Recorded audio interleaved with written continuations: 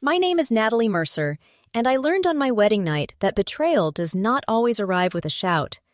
Sometimes it wears a tailored navy suit, kisses your mother on the cheek, and stands close enough to your champagne glass to block the view from the table cameras. Sometimes it smiles at 200 guests as if it is carrying a blessing, while its right hand opens a folded silver packet beneath the linen edge. Sometimes it waits until the room smells like roses, buttercream, and polished oak before deciding that your joy is an insult it cannot survive. I saw my brother do it. Not in a corner of my imagination, not because I was nervous, dramatic, or too sensitive, which had been my family's favorite words for me since I was old enough to defend myself. I saw Bennett Mercer tilt his hand over my glass at exactly 8:17 p.m. while the band tuned their guitars and my new husband, Owen Price, was being pulled into a photo with his college friends near the barn doors. The powder vanished into the bubbles so cleanly that for 1 second I wondered how many times he had practiced. Then he looked at me and smiled. My first instinct was not fear. That surprised me later. Fear came after, in private, when the deputies were outside and my hands finally had permission to shake. In that moment, standing behind the head table at Copper Ridge Estate in Boulder County, Colorado, I felt something colder and more useful than fear slide into place behind my ribs. Recognition. Bennett had been setting a trap. The glass was not the whole trap. It was just the hinge. I did not scream. I did not grab his wrist. I did not announce to the room that my older brother, the golden son of the Mercer family, had just dropped something into the bride's champagne. I reached for the glass, lifted it as if I were admiring the tiny stream of bubbles, and waited until Bennett turned toward our parents with that practiced half bow he used when he wanted people to think charm was character. Then I switched our glasses. One quiet movement, 1 inch of lace brushing against the tablecloth, one crystal flute replacing another beside a place card printed with Bennett's name in gold foil. That was all. When the toast began, I held a plain glass of water. Bennett lifted the champagne meant for me and looked across the room like a man who believed the universe had already agreed with him. My mother dabbed at the corner of her eye. My father looked proud and tired. Owen returned to my side and touched the small of my back. Bennett tapped the microphone. "To my little sister," he said, his voice warm enough to fool anyone who had never heard the knife under it. "May tonight be full of surprises." A few people laughed. I smiled. Bennett drank. 28 minutes later, his fingers began to tremble around the microphone, and the projector behind him lit up with a folder named "The Bride They Don't Know." By the time we were adults, Bennett did not need to steal obvious things. He had learned to steal atmosphere. If I received praise, he made it sound like pity. If I made a careful decision, he called it controlling. If I stayed calm, he called it cold. If I cried, he called it proof. That was his art. He was 34 on my wedding day, 6 years older than me, handsome in the expensive way that came from family money and never paying consequences on time. He ran Mercer Outdoor Supply, at least on paper, though most of the real accounting had been handled for years by a bookkeeper who smelled like peppermint gum and looked nervous every time Bennett entered a room. I worked as a compliance auditor for a medical equipment distributor in Denver, which meant my days were full of invoices, chain of custody forms, vendor portals, federal purchasing rules, and numbers that either matched or did not. Numbers have no favorite child. My grandmother, Ruth Mercer, understood that. She had left me 40% oversight authority of the family land trust because, in her words, Natalie reads the small print before it becomes a fire. The trust owned Copper Ridge Estate, 2 hayfields, 3 rental cabins, and the old stone house where my father had been born. Bennett received an equal future inheritance, but not equal control, and he never forgave me for that distinction. He called it theft. 3 nights before the wedding, he phoned me at 11:42 p.m. I remember the time because I was sitting on the kitchen floor surrounded by place cards, and Owen had fallen asleep at the table with a pen in his hand. Bennett's voice was soft, almost tender. "You are building a life on attention you stole," he said. I should have told Owen. I should have told my father. I should have called our attorney, Marianne Vale, right then and asked her to freeze every trust access point until after the wedding.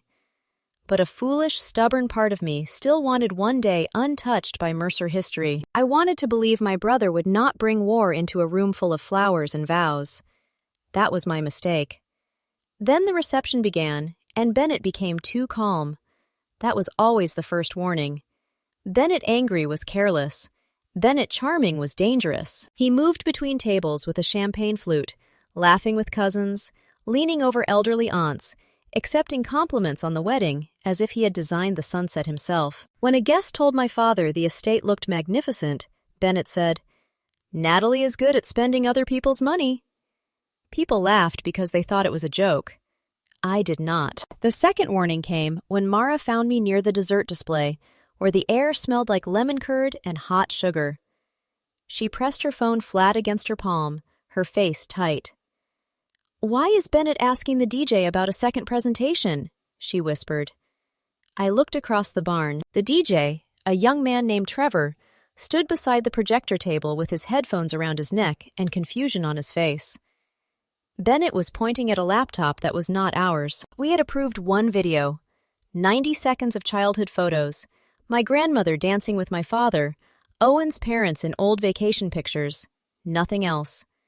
There was no second presentation. Bennett saw me watching and lifted his glass. A private salute. The third warning wore a black vest and a fake name tag. Our hired bartender was supposed to be Carmen Rivas from Bluebell Events.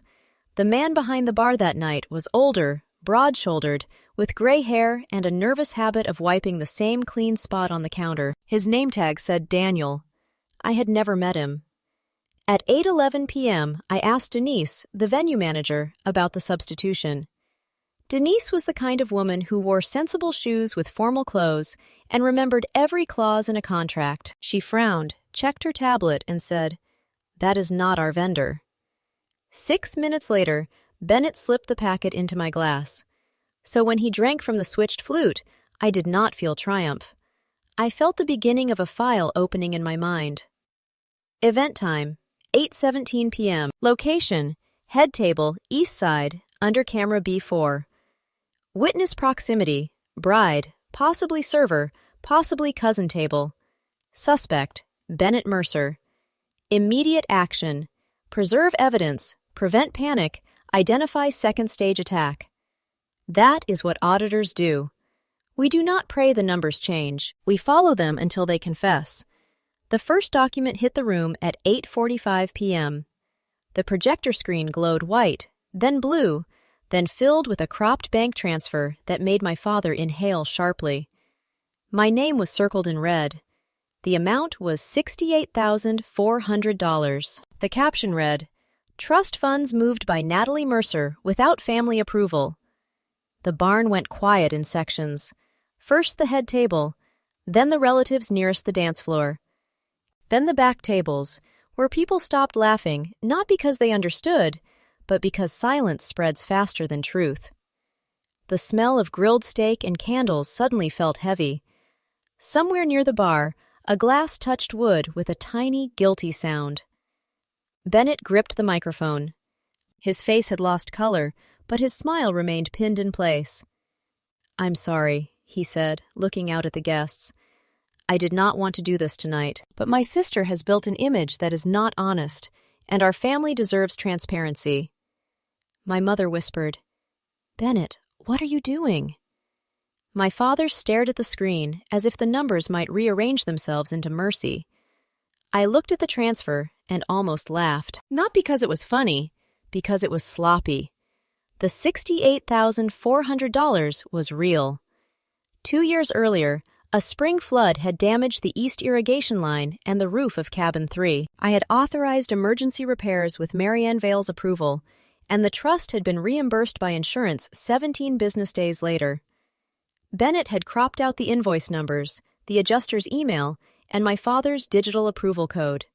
He had not created a lie from nothing. He had carved a lie out of truth. Mara appeared at my side with her phone.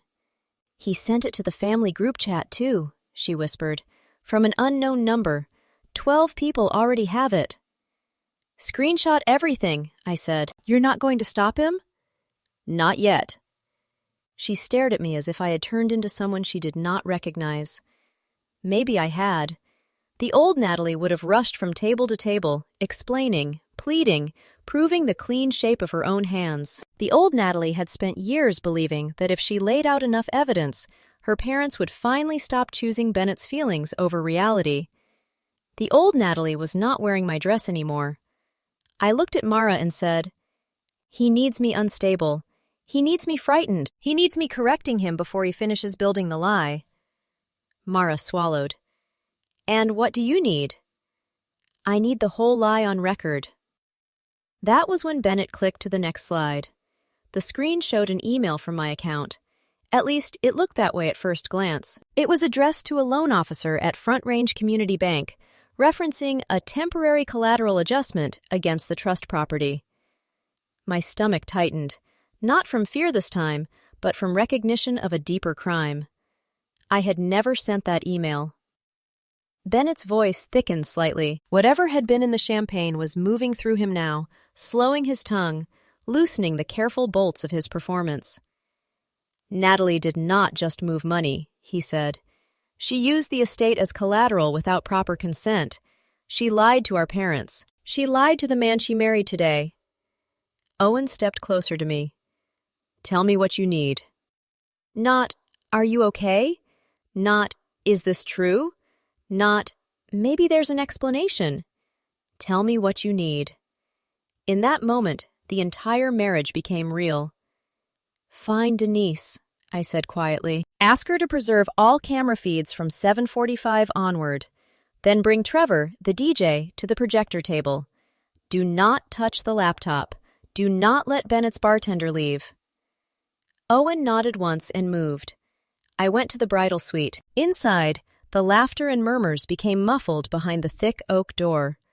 The room smelled like hairspray, vanilla lotion, and the coffee Mara had abandoned that morning. My emergency folder sat inside my overnight bag, wrapped in a red leather binder Owen used to tease me about. "Only you would bring audit paperwork to your wedding," he had said. Only me. Inside were printed trust summaries, insurance reimbursements, repair invoices, approval emails, the vendor contract, the bar staffing sheet, and a notarized letter from Marianne Vale confirming my authority over emergency expenditures up to $90,000. I had packed the binder not because I expected a public trial, but because Bennett had taught me that family events were safest when paper traveled with me. I called Marianne. She answered on the third ring, breathless. "Natalie?" "I need you on speaker in 5 minutes," I said. "Bennett is presenting altered trust documents at my reception. He may have forged emails using my name, and someone tampered with my drink." There was 1 second of silence. Then the lawyer in her arrived. "Do not accuse him with adjectives," she said. "Use nouns. Document, timestamp, witness, access. Preserve the glass. Preserve the file. I am logging into the trust archive now." "Thank you." "And Natalie?" "Yes. Stay boring. Boring survives court." I almost smiled. When I returned to the reception, Bennett had reached his third slide. His forehead shone with sweat. The folder behind him contained more files. Trust misuse, bride emails, ranch debt, Owen warning. The last one made my skin go cold, but not enough to rush. Rushing was what he wanted. My father stood halfway from his chair, one hand braced on the table. "Bennett," he said, "stop this." Bennett laughed, but it came out too loud. "Of course you want me to stop. You never want to see what she does. She learned from Grandma how to make paper look clean." That line told me everything. He hated my grandmother for seeing him clearly. He hated me for inheriting her suspicion. He hated paper because paper was the one witness he could not charm. I walked toward the projector, my dress moving softly over the floorboards.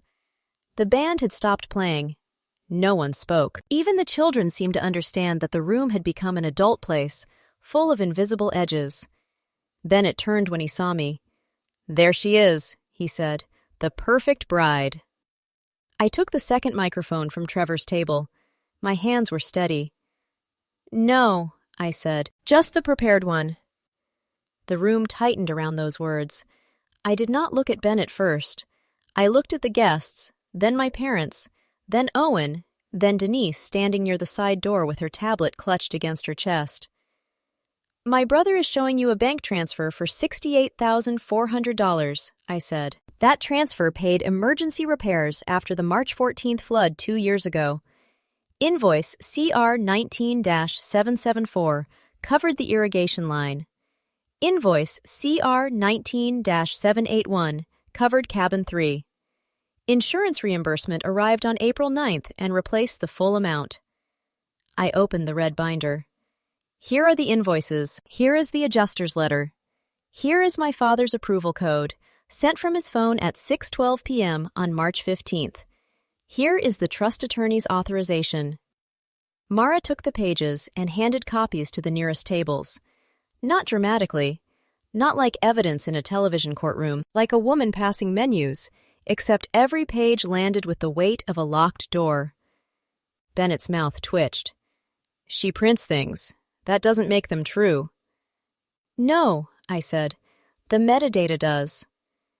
Trevor connected my phone to the second input at Denise's direction. The screen split. On one side was Bennett's cropped transfer. On the other was the full trust ledger downloaded from Marianne Vale's secure archive at 8:58 p.m.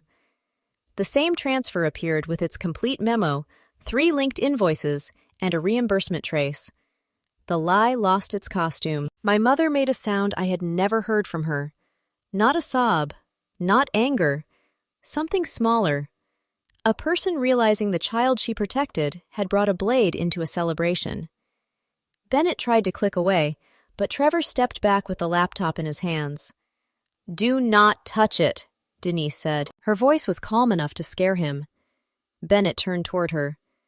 This is a family matter. No, Denise said.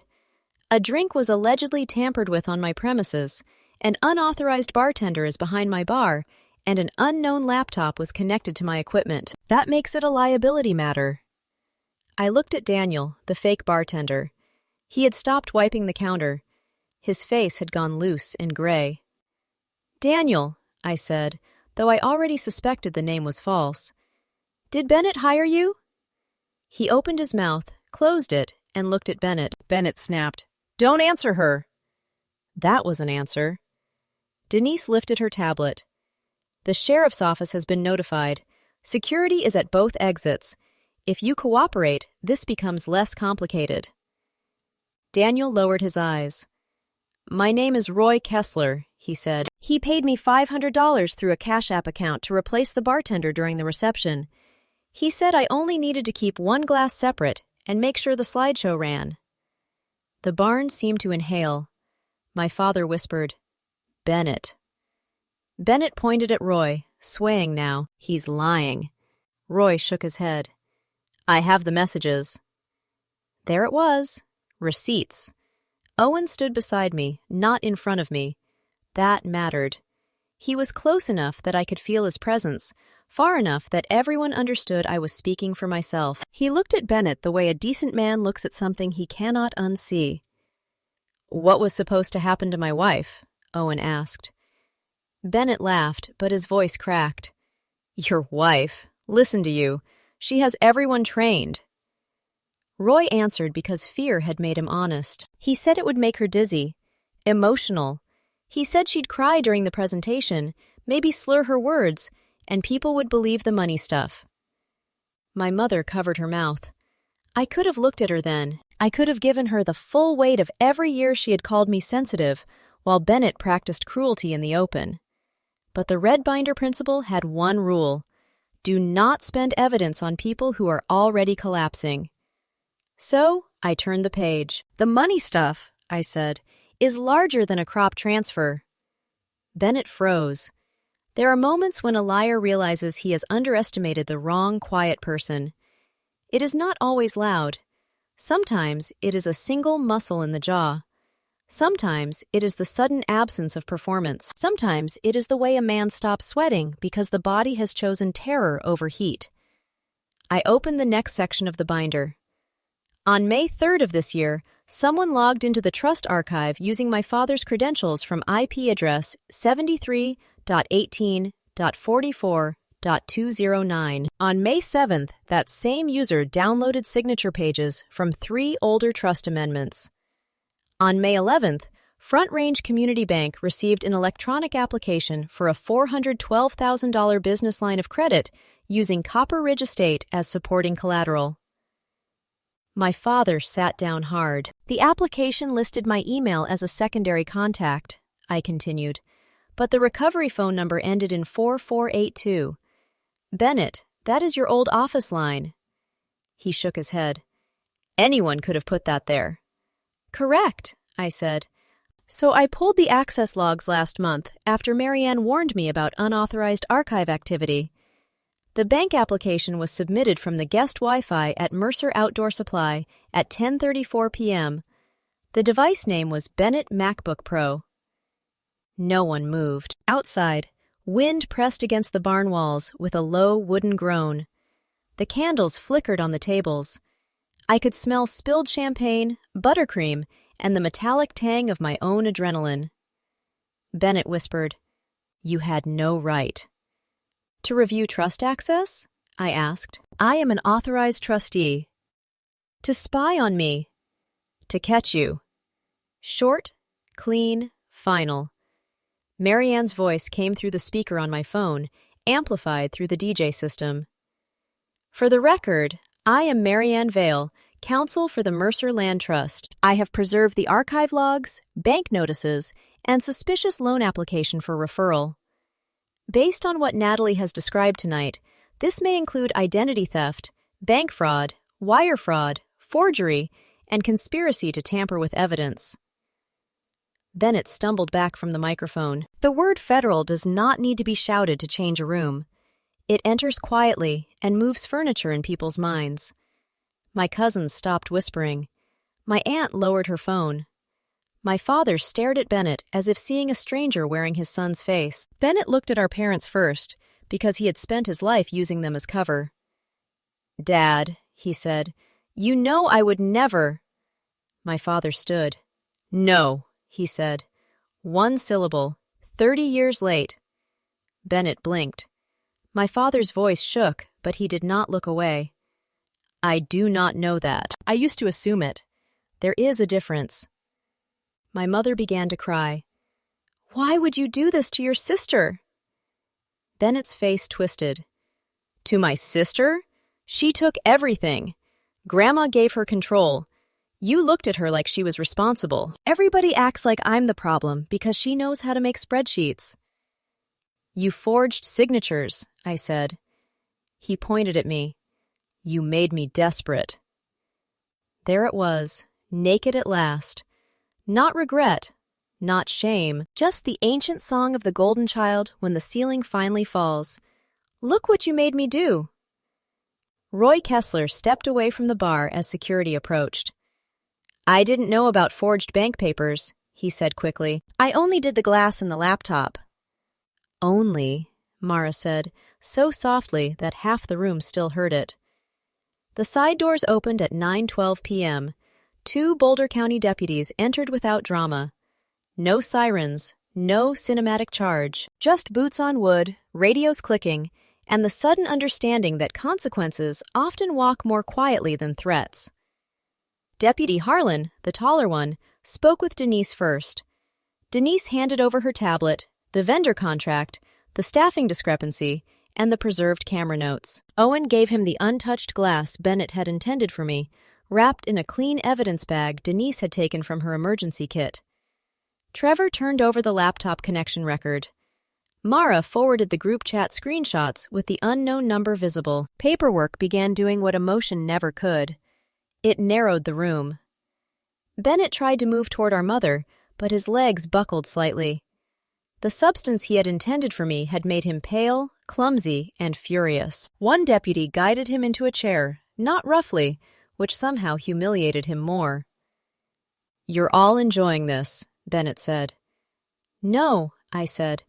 "That is the difference between us." The deputy asked him if he needed medical attention. Bennett said no, then yes, then no again. His pride could not decide whether to perform strength or victimhood. An ambulance was called anyway, because real systems do not run on Bennett Mercer's preferred version of events.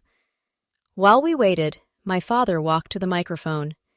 He looked older than he had during the ceremony, older than he had at dinner, older than any father should look at his daughter's wedding. "I need to correct something publicly," he said. My mother reached for his sleeve, but he continued. "For years, when conflict happened between my children, I chose the explanation that required the least courage from me. I called Natalie sensitive because it was easier than calling Bennett cruel. I called Bennett troubled because it was easier than calling him responsible. Tonight, my daughter came prepared because we taught her that love in this family was not enough protection." His voice broke. "I am sorry." The apology did not heal me. Not then. Maybe not ever in the simple way people like to imagine. But it entered the room as a fact, and facts mattered. My mother cried harder, but she did not ask me to comfort her, which was the first kind thing she had done all night. Bennett watched from the chair, wrapped in a wool coat someone had placed around his shoulders. "So that's it?" he said. "You choose her?" My father looked at him. "No, I choose the truth." Bennett laughed once, hollow and ugly. "Same thing in this family now, I guess." "Finally," I said. By 10:05 p.m., the barn looked like two events had collided, and neither knew how to leave.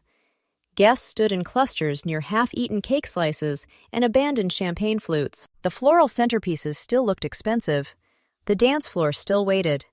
My wedding dress still caught the light whenever I moved, absurdly beautiful under circumstances that had no right to contain beauty.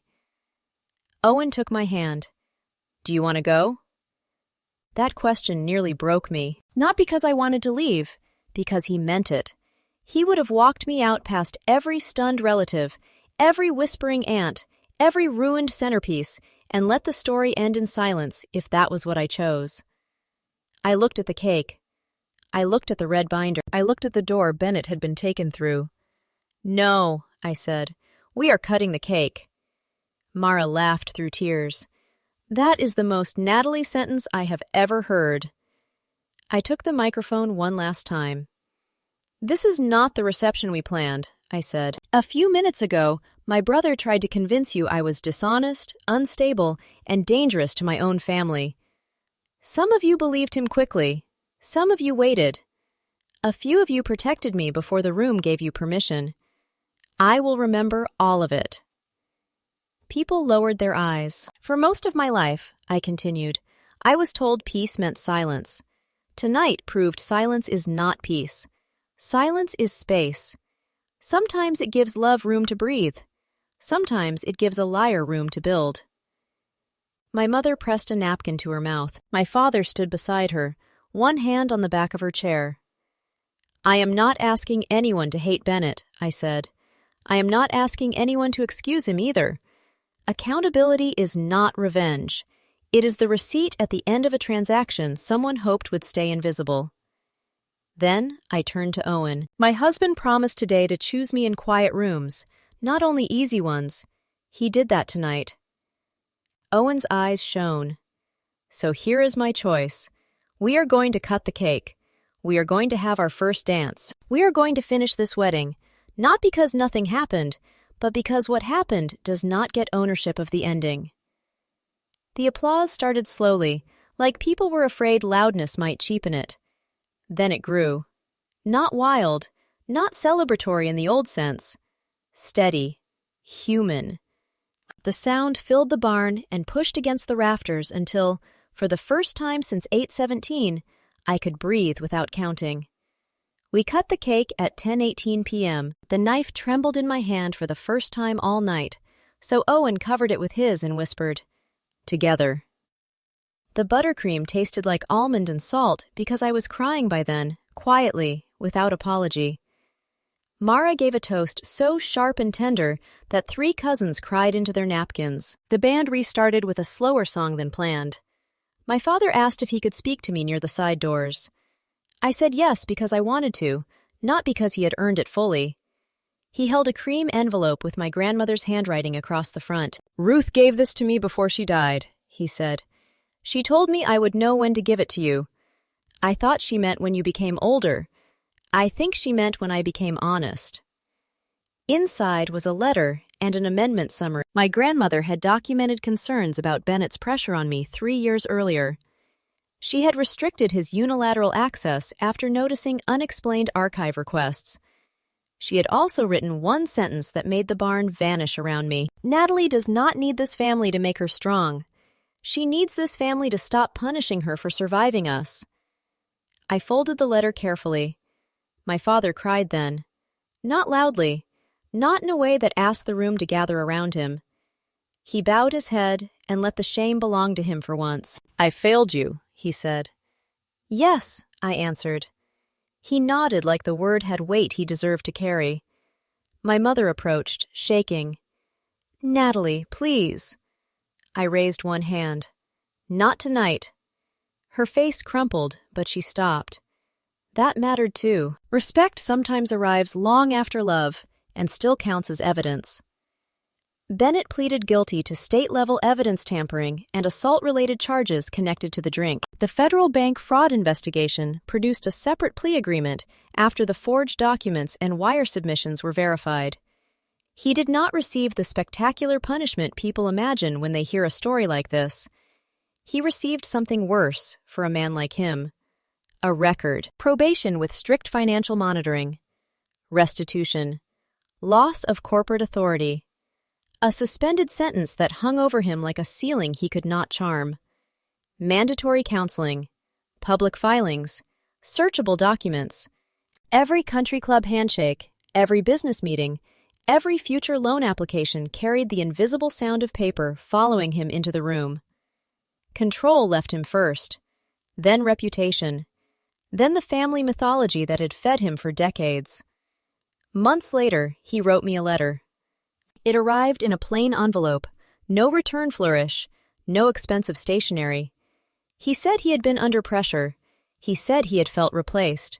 He said he did not mean for things to go that far. Near the bottom, he wrote, "I know I hurt you, but I hope someday you understand why I felt desperate." I read it once. Then I placed it in the red binder behind the bank records. Not because I needed to hate him, because I had learned that apologies without ownership are just new drafts of the same lie. Owen and I kept one wedding photo framed in our living room. Not the posed one beneath the cedar arch. Not the cake-cutting photo. Not the first dance under the string lights, though that one is beautiful. We kept the picture Mara took at 11:56 p.m., after most of the guests had gone, when my veil was gone, Owen's tie was loose, my lipstick had faded, and I was laughing with my whole face. Behind us, if you look carefully, you can see the red binder on the head table. People ask if that bothers me. They ask if I wish the photo looked more perfect. I always tell them no. Perfect was the story Bennett tried to ruin. Honest was the one I got to keep. My brother wanted my wedding remembered as the night he exposed me.